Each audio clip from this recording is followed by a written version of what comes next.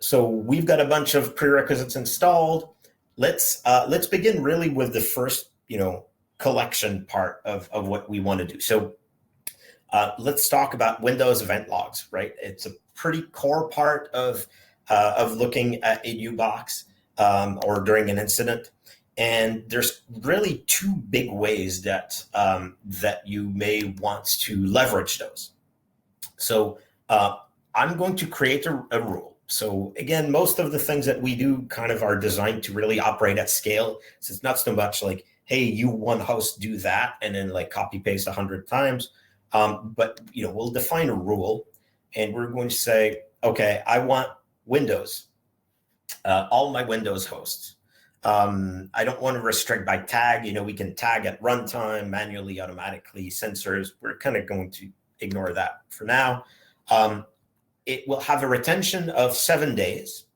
And really what I want to do is I want to collect Windows event logs in two ways. So the first way is historical, right? You're dropping into the IR and you say, you know what? I want to suck in all of the Windows event logs from all of the boxes where I am. And I want to, to do that with the Windows event logs that are already there, already on disk. The second one is going to be, I also want to look for things in real time. And so we have a way that you can configure to get real-time collection of Windows event logs. When we say real-time, it's like 100 millisecond round trip.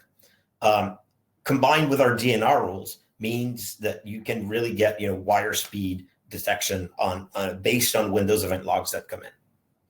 So to do that, I will need to reference the Windows event logs path, which I always forget. So let's go to doc.limacharlie.io.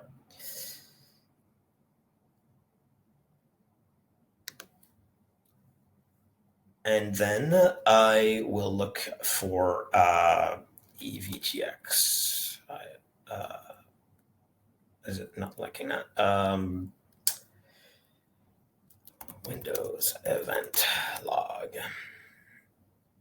There we go. So I'll go to the Windows event log section.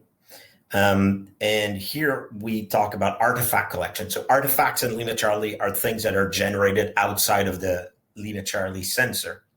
Most things are actually generated automatically by LimaCharlie, so there's no dependencies. There we go. So security.evtx. And I believe I need to escape those.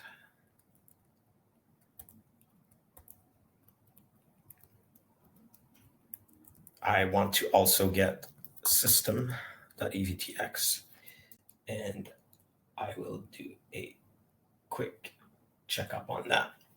Make sure I get this right. So that will automatically go and take care of taking those files on disk, right? The EVTX files on disk.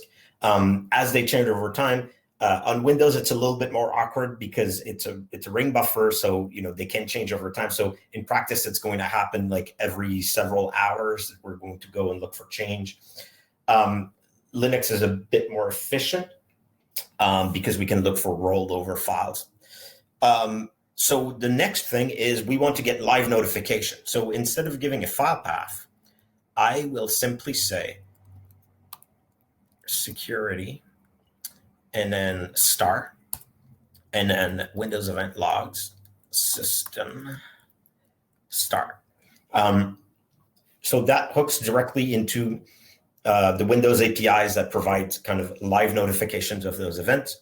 So the star could be an XPath filter expression that would go. So you can even select very specific events. In this case, I'm just saying everything coming through security and system, I want to get a notification. So this is what I want to get for Windows event logs. So I'm going to save this. Okay. So when my sensors start coming in, that's automatically going to go and get applied. If I go in artifact collections, I don't know if our Windows event logs, Windows event logs that we configured earlier has started coming in. So I have my first my first stab at it. So they're tiny. It's a brand new cloud box, but they are historical. I can build detection rules automated based on those Windows event logs. So it grabbed the files, brought them into the cloud, did the parsing of the raw Windows event logs into JSON, and then you can run your automated rules on those. So if I show you what that looks like a little bit, here we go. You can see, yep, this is just plain old Windows event logs. I can download the original. I can download the JSON version, all that good stuff. Artifacts support a ton of different things. So, we talked about memory dumps. We talked about Windows event logs. We also support PCAPs and LCNet that's going to come in, where again, we'll parse them. You can have services queue off of that. So you could have the Zeek service, auto process, PCAP files that come in. We do prefetch files, PEs. And again, in those cases, what we're doing is we're extracting metadata from, the incoming PE or the incoming prefetch.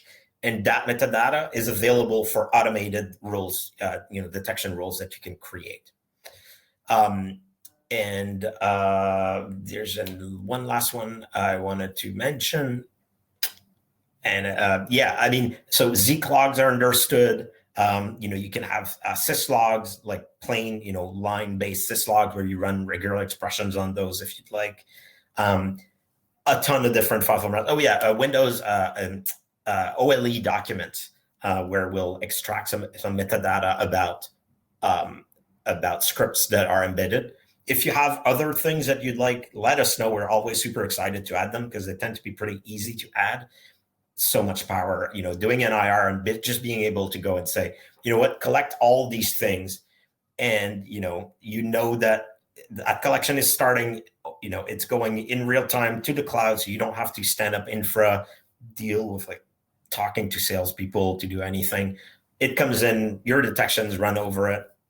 So, you just get what you need.